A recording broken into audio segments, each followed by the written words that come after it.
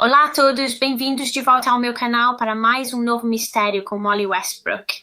Se você é novo por aqui, se nunca viu meu rosto antes, oi, meu nome é Molly Westbrook e eu posto vídeos de crimes reais toda semana, exceto na semana passada. Desculpem por não ter vídeo novo na semana passada. Se você me segue no Instagram, talvez já saiba, mas esta é a segunda vez que gravo este vídeo. Eu gravei este vídeo para ir ao ar na semana passada, mas quando fui editar o áudio estava muito ruim. Basicamente tive alguns problemas com o meu microfone e o áudio ficou todo estalado, simplesmente não ficou bom, então não quis postar. Decidi que iria regravar, mas não tive tempo de regravar para ir ao ar na semana passada, por isso está indo ao ar esta semana. Então, peço desculpas por não ter tido vídeo na semana passada, mas às vezes a tecnologia simplesmente falha com a gente, não é? E essas coisas não têm como evitar. Mas enfim, esta semana vamos falar sobre o caso de Alexis Murphy. Agora, este é oficialmente um caso resolvido, alguém está atualmente na prisão por esse crime, mas ainda restam algumas perguntas sem resposta pelas quais a família da vítima ainda busca até hoje. Nosso caso de hoje acontece em agosto de 2013, no estado da Virgínia, nos Estados Unidos. E esta é Alexis Tiara Murphy. Ela tinha 17 anos e nasceu em 5 de junho de 1996. E na época em que este caso aconteceu, ela morava com sua família no condado de Nelson, na Virgínia, especificamente na região de Shipman.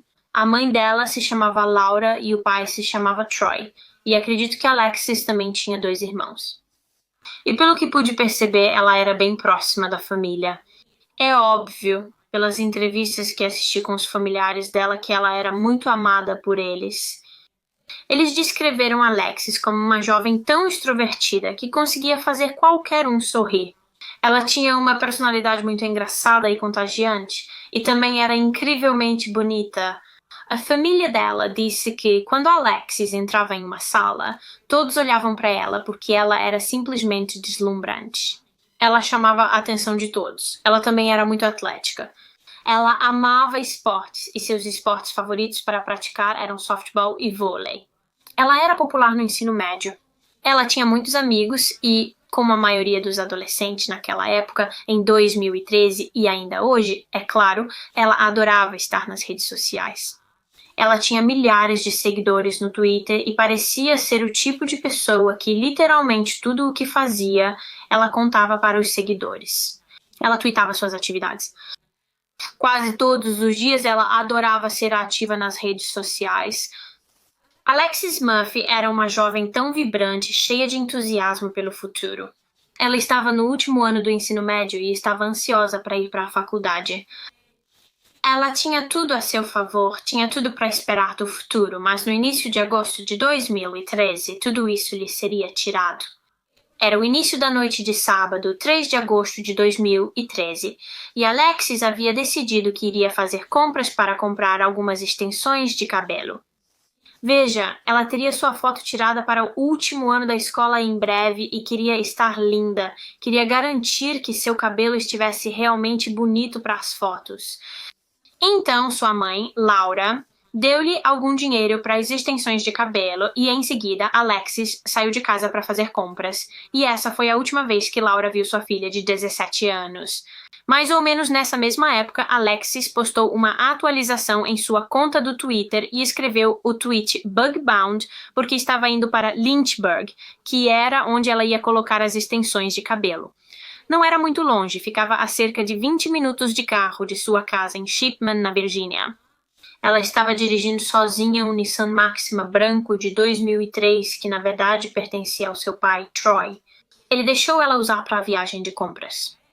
Alexis tinha um toque de recolher estabelecido por sua mãe. Ela precisava estar em casa até meia-noite, todas as noites. No entanto, só na manhã seguinte que a família dela percebeu que ela realmente não tinha cumprido o toque de recolher. Na verdade, ela nunca chegou em casa na noite anterior. A mãe dela, Laura, tinha trabalhado em um turno noturno naquele dia, então ela não estava em casa para perceber que Alexis não tinha chegado, se é que isso faz sentido. Então, cedo na manhã do dia seguinte, que seria domingo, 4 de agosto, a avó de Alexis, que morava com a família, acordou e foi até o quarto de Alexis, mas ela não estava na cama. Então, a avó avisou a filha, ou seja, a mãe de Alexis, e Laura ficou imediatamente preocupada porque isso não era típico da filha dela. Ela nunca tinha deixado de tomar o café dela antes, então imediatamente os sinais de alerta começaram a soar. Laura começou a ligar para vários familiares. Ela ligou para a tia de Alexis e para o pai dela, Troy, e ninguém tinha visto ou ouvido falar da Alexis. Ninguém sabia onde ela estava e o pai, Troy, disse que Alexis não devolveu seu carro. Alexis pegou o carro dele emprestado para ir às compras naquele dia e não devolveu. Todos estavam muito preocupados porque não tinham tido nenhum contato com ela e ela também não tinha atualizado as redes sociais. O último tweet que ela postou foi aquele em que disse que estava indo para Lynchburg e ela não tinha tweetado nada desde então, o que para Alexis eu acho que era bem fora do normal, porque ela era muito ativa nas redes sociais, estava sempre atualizando. Então, o fato de ela simplesmente parar de ser ativa online parecia estranho. Então, a família dela decidiu entrar em contato com o departamento do xerife local e registrá-la como desaparecida. Então, a polícia começou a investigação sobre o paradeiro de Alexis Murphy e a família dela foi imediatamente para as redes sociais para divulgar o desaparecimento dela, porque, como eu já disse, ela tinha muitos seguidores por lá. A família achou que isso poderia ajudar a encontrá-la mais rápido se divulgassem em todas as redes sociais e realmente ajudou a dar mais visibilidade ao caso dela. Como resultado disso, muitas pessoas começaram a se apresentar para ajudar nas buscas pela jovem de 17 anos desaparecida. Enquanto isso, a família ainda tentava contatar Alexis. Eles estavam constantemente mandando mensagens para ela e ligando para o celular dela e só rezavam para que ela atendesse. Mas ela não atendeu. As ligações iam direto para a caixa postal. As tias dela também deram uma coletiva de imprensa pedindo ajuda do público para encontrar a sobrinha. Nossa família sofre muito com isso e precisamos que o público nos traga qualquer informação. Alexis, estamos fazendo tudo para te trazer de volta para casa. Todos nós sentimos sua falta. Alexis, se você estiver aí e puder ouvir, saiba que sua família te ama. Nunca vamos parar até que você volte para casa. Nosso círculo familiar está quebrado, mas será restaurado. Mas infelizmente ninguém parecia saber nada. Ninguém sabia onde Alexis estava ou o que tinha acontecido com ela. A preocupação com a segurança da adolescente só aumentava. No início da investigação, os detetives realmente consideraram a possibilidade de que talvez Alexis tivesse saído por vontade própria. Talvez ela estivesse infeliz e quisesse fugir para começar uma nova vida em outro lugar. Eles precisam investigar essa teoria em todo caso de desaparecimento, pois isso acontece mesmo. Às vezes as pessoas simplesmente decidem que querem desaparecer. Então, eles analisaram brevemente essa possibilidade, mas para ser honesta, ficou claro para eles quase imediatamente que esse não era o caso de Alexis Murphy. Ela era considerada uma adolescente feliz e tinha uma boa vida em casa. Pelo que eu pude perceber, ela não tinha problemas com ninguém, não havia problemas dentro da família. Ela não tinha motivo para querer ir embora, então essa teoria foi praticamente descartada imediatamente. Enquanto as buscas por Alexis continuavam, sua tia Trina teve a ideia de usar o aplicativo Buscar iPhone para tentar localizar o telefone de Alexis. Então, ela colocou o número da Alexis no aplicativo Buscar iPhone e eles realmente receberam um sinal de uma torre de celular perto da área rural de Oak Ridge, logo após a Rota 29 no condado de Nelson, que ficava a cerca de 10 minutos de onde a família Murphy morava. Então, a polícia e a família foram direto para a área de Oak Ridge e começaram a procurar, mas surpreendentemente não havia sinal da Alexis. Eles não a encontraram, nem encontraram o carro ou o telefone dela, o que era realmente estranho, porque obviamente o último sinal do telefone dela veio dessa região, mas eles continuaram procurando mesmo assim, e a família Murphy logo percebeu que, na verdade, conheciam alguém que trabalhava nessa área, na região de Oak Ridge. O nome dele era Abraham Gray e ele trabalhava na mansão Oak Ridge, que abrange mais de 4.000 acres de terra. E Abraham Gray era, na verdade, o ex-namorado de Laura Murphy. Então, o ex-namorado da mãe de Alexis. Então, é claro que os detetives imediatamente pensaram, ok, talvez esse Abraham Gray possa ter algo a ver com esse caso, porque ele tinha uma ligação com a Alexis. Então, eles foram falar com ele e simplesmente fizeram perguntas como: você viu a Alexis? Ela entrou em contato com você em algum momento? Você sabe onde ela está? Eles também perguntaram onde ele estava na noite em que Alexis desapareceu e Abraham apenas disse que não, desculpe, ele não fazia ideia de onde ela estava, não tinha falado com a Alexis e disse que nem estava na região na noite em que a Alexis sumiu. Mas obviamente os detetives não podiam simplesmente acreditar na palavra dele, então decidiram investigar um pouco só para ter certeza e rapidamente conseguiram confirmar que a história dele era verdadeira. Eu acredito que ele provavelmente tinha um álibi bem sólido e eles simplesmente não achavam que ele tinha algo a ver com o desaparecimento da Alexis. Eles conseguiram descartar Abraham Gray como pessoa de interesse, mas agora eles meio que estavam de volta à estaca zero. O que parecia ser uma pista bastante significativa agora era um beco sem saída e então a busca pela adolescente desaparecida se intensificou. O departamento de polícia local percebeu que precisava de mais ajuda com essa investigação, então a polícia estadual foi chamada e até o FBI. Em poucos dias, havia cerca de 200 agentes do FBI envolvidos no caso e ainda mais policiais locais. Todos estavam realmente fazendo o máximo possível para encontrar Alexis. Eles usaram um helicóptero para ter uma visão melhor da área de cima e também trouxeram cães farejadores para ver se conseguiam captar o cheiro dela. Então, apenas 3 dias depois que Alexis foi vista pela última vez, algo foi encontrado: o carro dela. O carro do pai dela, que ela estava dirigindo naquela noite, na noite em que desapareceu, foi encontrado em um estacionamento de cinema em Charlottesville, no condado de Albemarle, e eles sabiam que era o carro de Alexis por causa da placa. Agora, isso era muito estranho, o fato de o carro dela ter sido encontrado em Charlottesville, porque, como sabemos, Alexis estava indo para Lynchburg na noite em que desapareceu e Charlottesville fica literalmente na direção oposta. Então, por que o carro estava ali em um estacionamento de cinema? Simplesmente não fazia sentido. Então, os detetives foram dar uma olhada nesse carro e, para ser sincera, eles estavam preocupados que fossem encontrar o corpo de Alexis dentro dele, no porta-malas do carro. No entanto, quando eles abriram, não havia nada lá dentro, nenhum sinal de Alexis. Também não havia sangue no carro, nenhum sinal de luta ou algo assim. Esse carro parecia ter apenas sido abandonado no estacionamento, mas quem o deixou lá?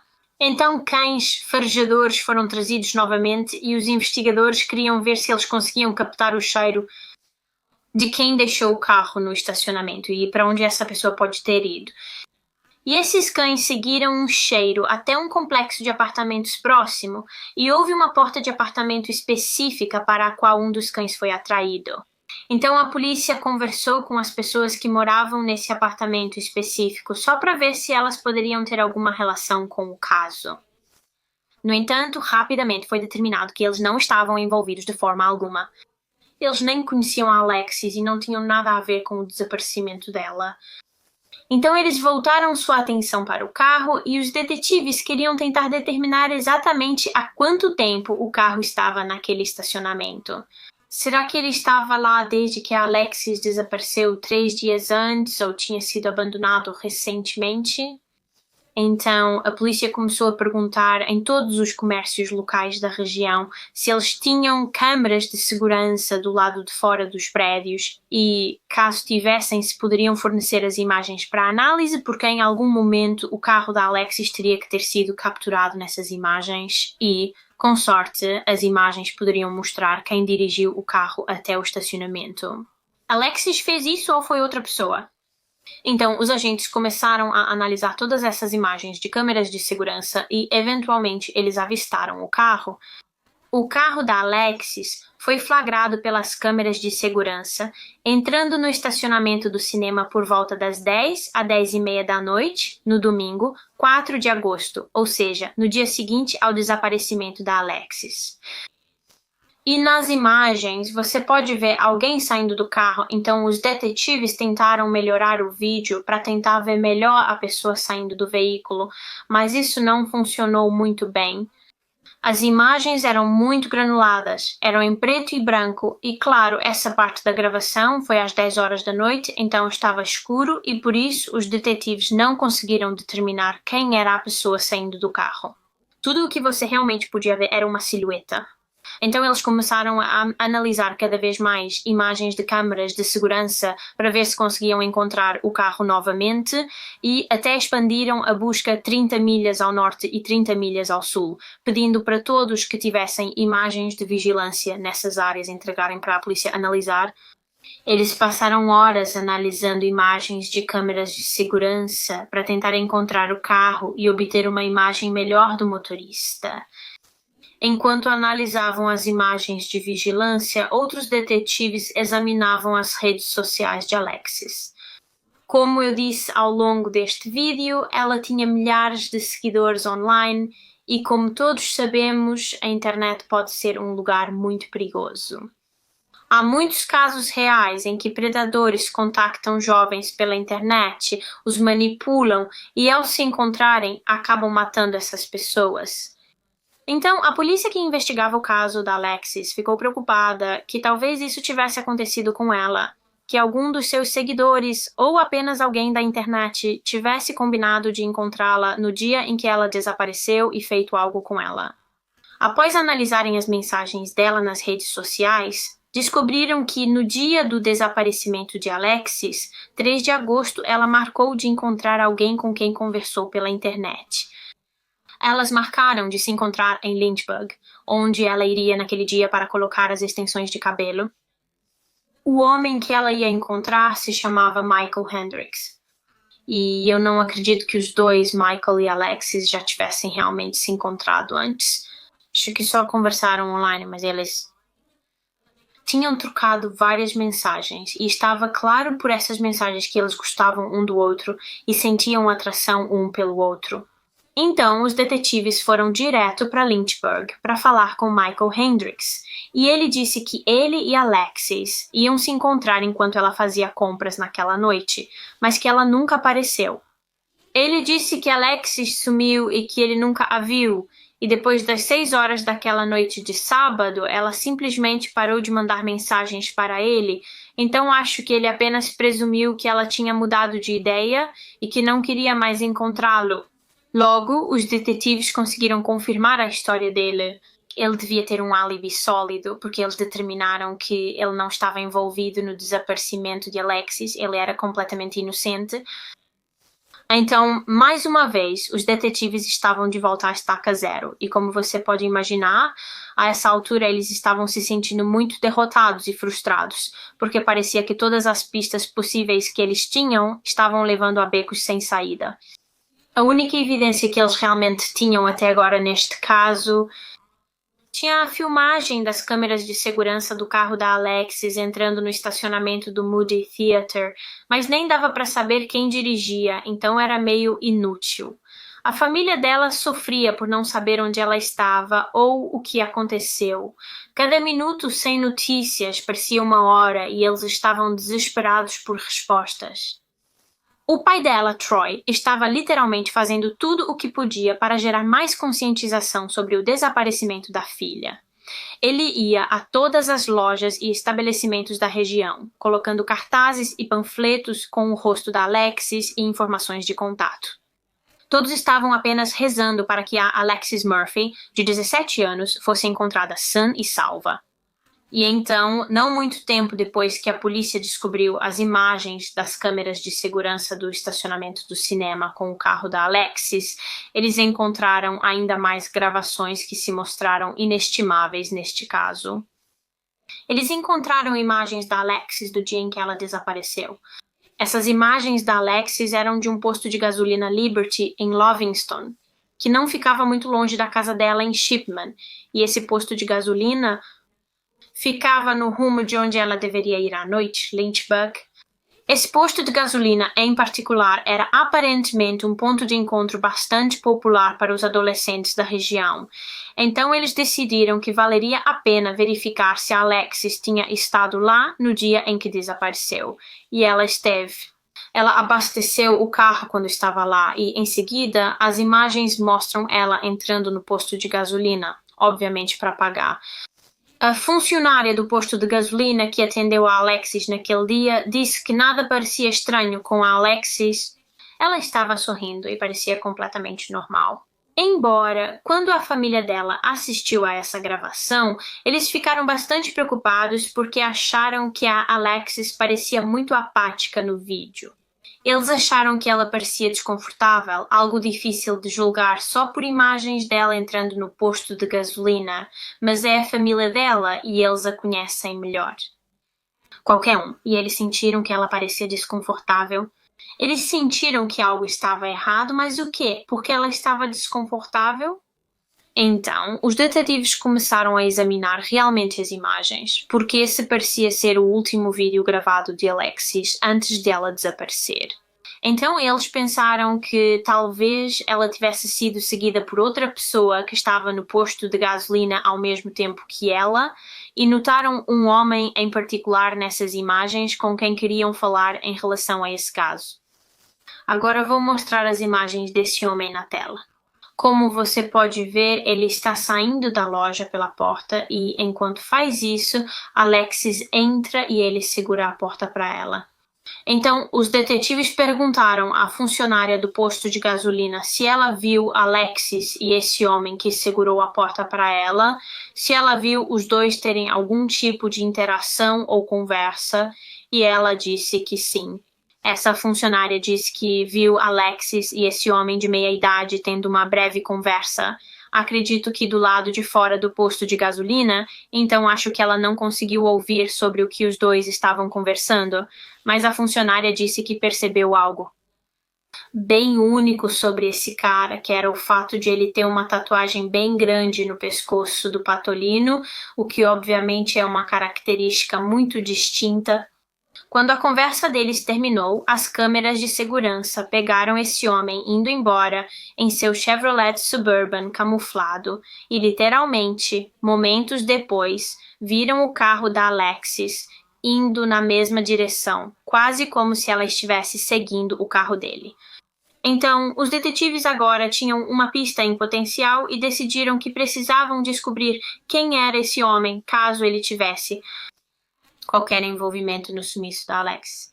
Então, eles pegaram a foto dele do posto de gasolina e começaram literalmente a perguntar para todo mundo na região se reconheciam esse homem. Eles estavam levando essa foto para os comércios da região, porque provavelmente se ele fosse um morador local, eles o conheceriam, já teriam visto ele. E, eventualmente, os detetives receberam algumas informações de funcionários que trabalhavam na Ultimate Bliss, que era uma loja de filmes adultos na região. Eles mostraram aos funcionários dessa loja de filmes adultos a foto desse homem de meia-idade com a tatuagem do Patolino no pescoço e, imediatamente, o funcionário disse: sim, já vimos ele antes. Ele já esteve nesta loja várias vezes antes. E quando os detetives verificaram as imagens das câmeras de segurança de dentro da loja, eles conseguiram confirmar que esse era, de fato, o mesmo homem que foi visto do lado de fora do posto de gasolina conversando com a Alexis Murphy desaparecida. Na verdade, descobriu-se que esse homem esteve na loja de filmes adultos só 45 minutos antes de ir ao posto de gasolina Liberty. Ele entrou, alugou alguns filmes adultos e 45 minutos depois encontrou a Alexis Murphy no posto de gasolina. Nesse ponto já fazia cerca de uma semana desde a última vez que a Alexis foi vista e os detetives finalmente tinham o primeiro suspeito de verdade. O homem com a tatuagem do Patolino que eles logo souberam se chamava Randy Taylor. Ele era um homem de 48 anos que morava a pouco mais de 1 quilômetro do posto de gasolina Liberty. E ele tinha um histórico criminal bem extenso, com várias acusações, incluindo roubo, arrombamento e também incêndio criminoso. os detetives foram até a casa dele, que acho que era um trailer. Não acredito que ele morasse em uma casa. Eu acho que ele morava só em um trailer ou caravana bem ao lado da Rota 29. E era uma área bem isolada, cercada por árvores e arbustos crescidos. Seria difícil de achar se você não soubesse, pois tudo estava tomado pelo mato. A área estava tomada pelo mato. De qualquer forma, eles foram até a propriedade dele e, estacionado do lado de fora do trailer dele, estava o SUV que os detetives acreditam que Alexis havia seguido depois de sair do posto de gasolina.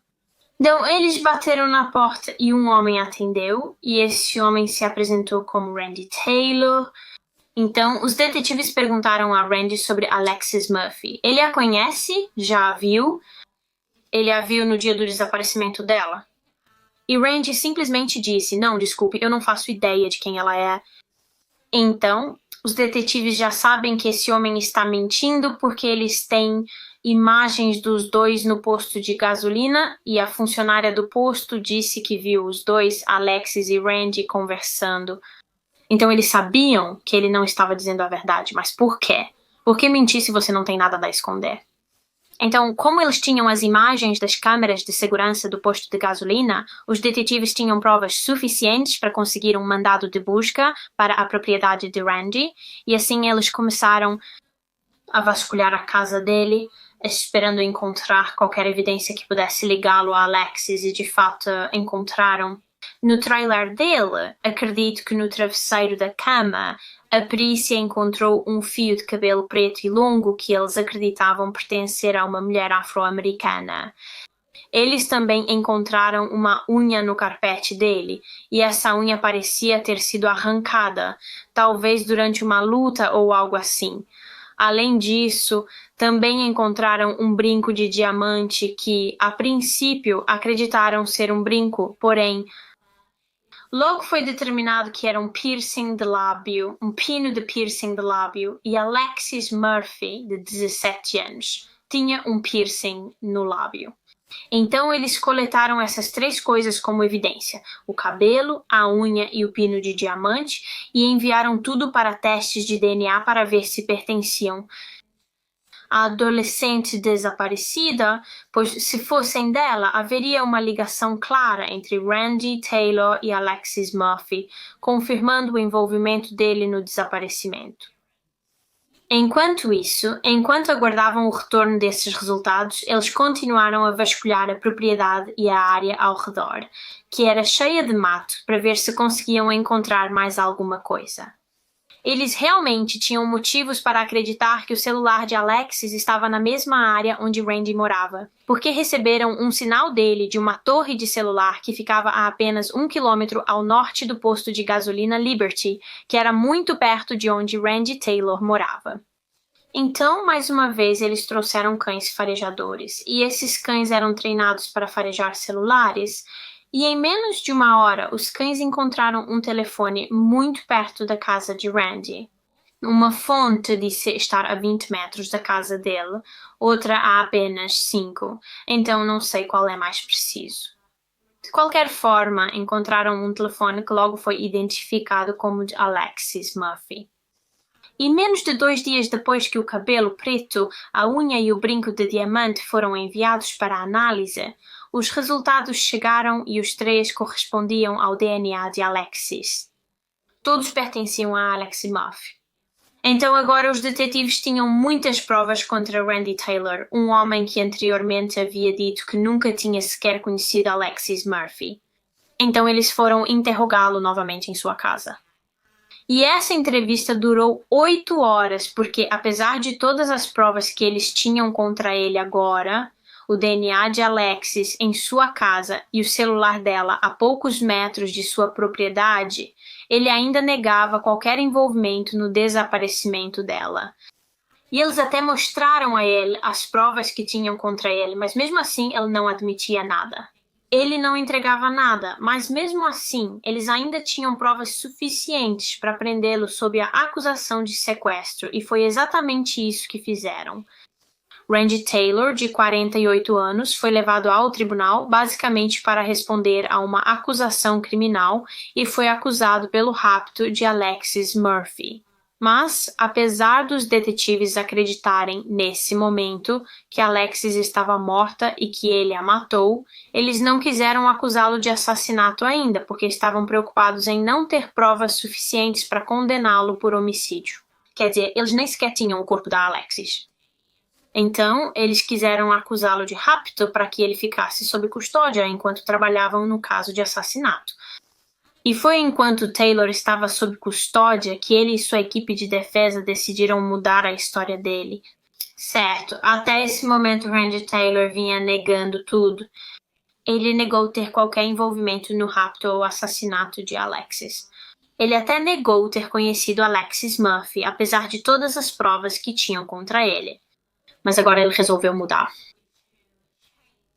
Relatou sua versão dos fatos e afirmou lembrar de ter encontrado Alexis no posto de gasolina naquele dia.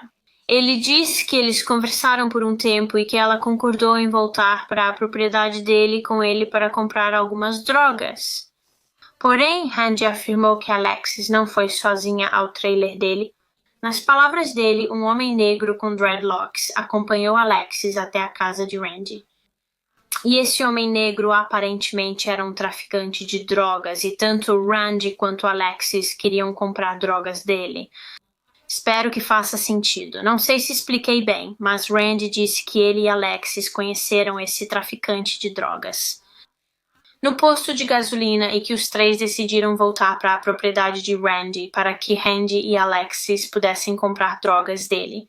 Agora, algumas fontes dizem que Randy deu aos detetives o nome desse cara, deu o nome do homem que estava com Alexis no trailer dele. Então, o que eu acho é que a equipe de defesa dele conseguiu encontrar o nome de alguém que conhecia Alexis para que a história dele parecesse mais convincente. Mas ele basicamente disse aos detetives que o nome desse cara e o nome desse traficante era Damien Bradley. Ele afirmou que Damien e Alexis estavam no trailer dele naquele dia. Ele disse que os três beberam algumas cervejas e então os dois saíram juntos. Ele disse que Alexis saiu da propriedade dele com Damien e que ela estava rindo e sorrindo, e essa foi a última vez que ele a viu. Randy disse que ela estava viva na última vez que a viu. Então, ele estava basicamente implicando esse Damien Bradley, e eu não acho que os detetives realmente acreditaram nele, realmente acreditaram em Randy, porque, quero dizer, se isso realmente tivesse acontecido, por que ele só está contando isso agora?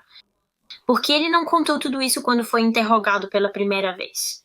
Por que ele negaria ter conhecido Alexis se fosse inocente? Então, eu não acho que eles realmente acreditaram nessa história, mas ao mesmo tempo, eles precisam investigar para descartar essa possibilidade. Então, eles começaram a investigar Damien Bradley.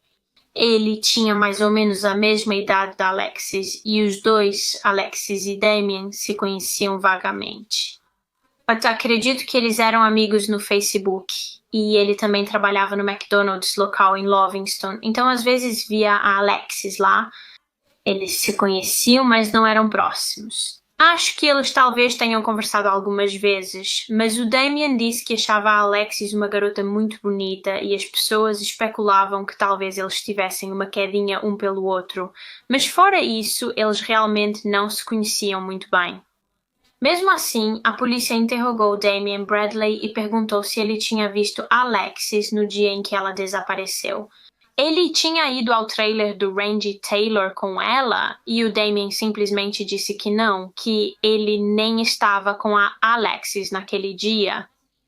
Na verdade, ele nem estava na região na época do desaparecimento dela. No fim de semana em que a Alexis sumiu, o Damien estava no Alabama com o pai dele e os detetives conseguiram verificar e confirmar isso, então o álibi dele era bem sólido. Eles também coletaram o DNA dele para comparar com as evidências que tinham nesse caso. E o DNA dele não estava em nada, então não havia absolutamente nenhuma evidência de que ele estivesse envolvido.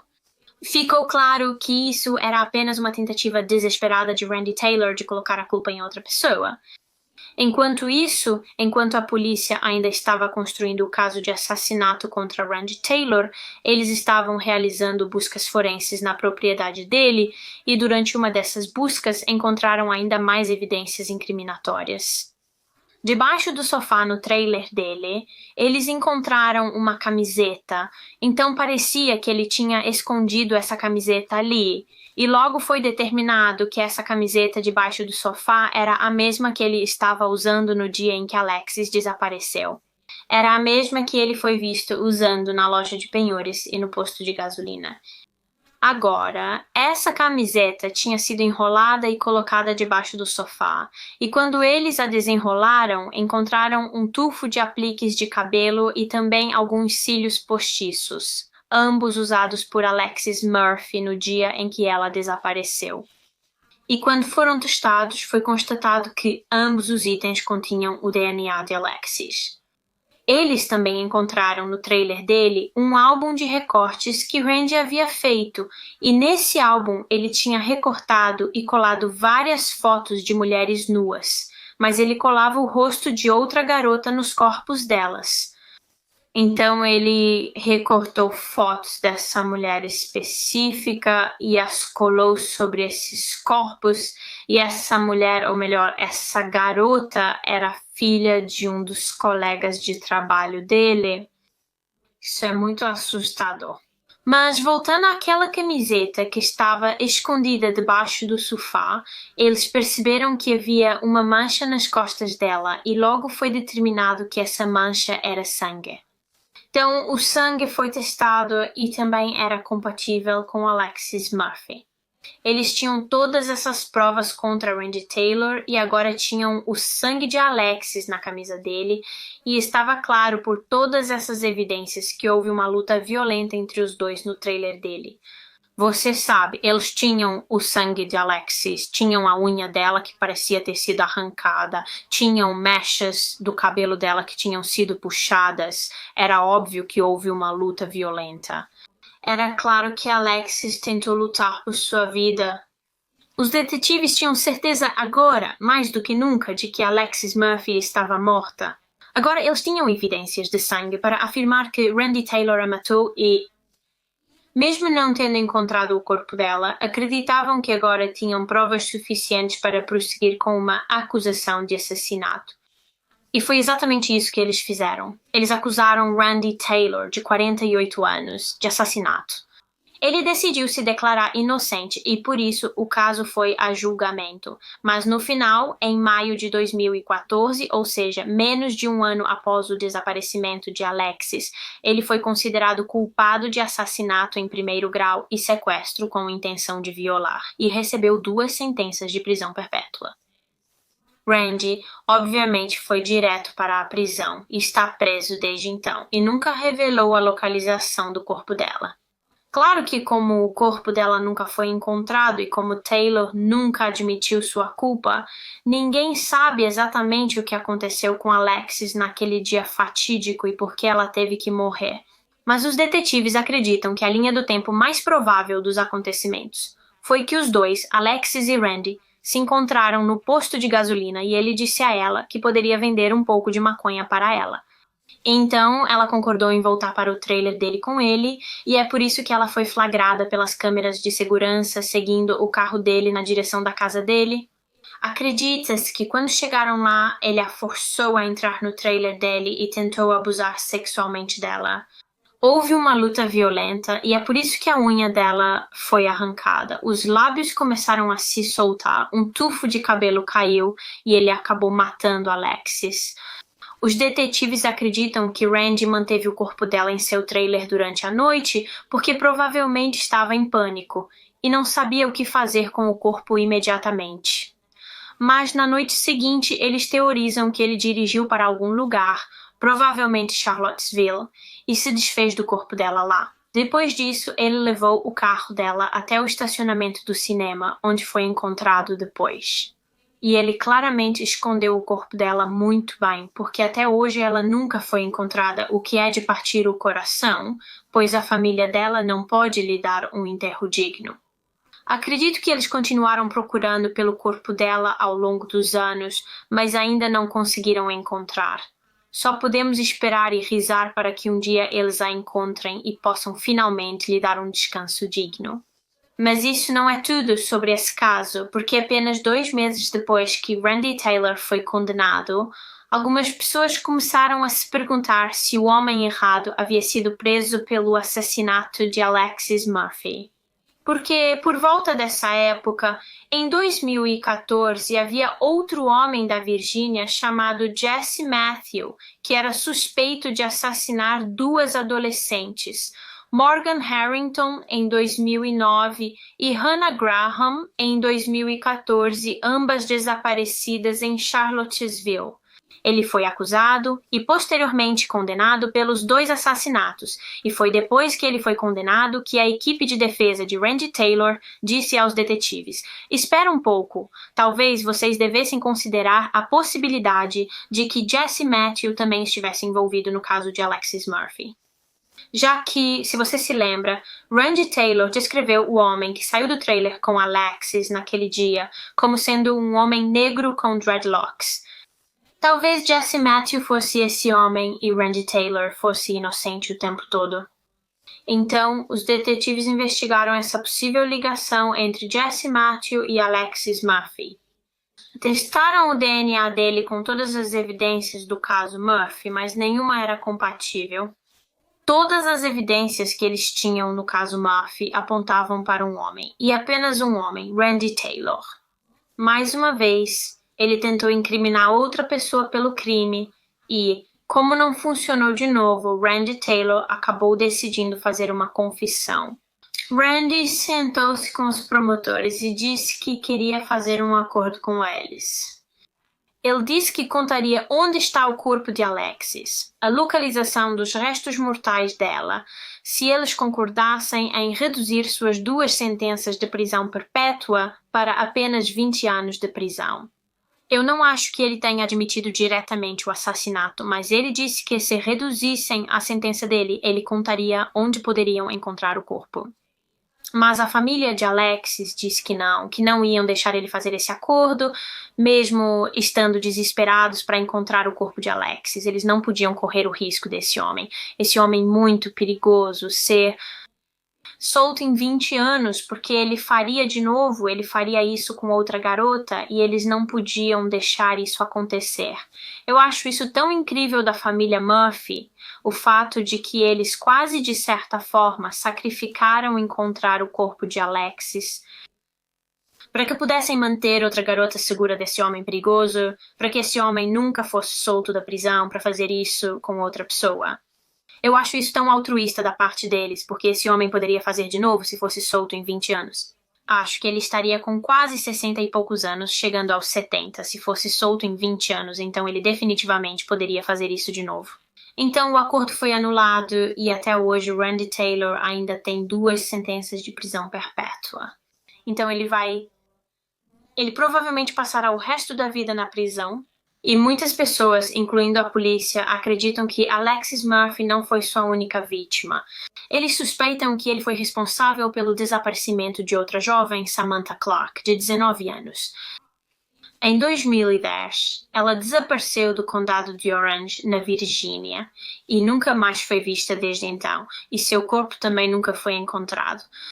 Inicialmente, a polícia pensou que talvez ela tivesse sido morta por Jesse Matthew, mas eventualmente ele foi descartado do caso dela e as pessoas começaram a suspeitar de Randy Taylor porque descobriram que Randy Taylor tinha tido contato com Samantha no dia em que ela desapareceu.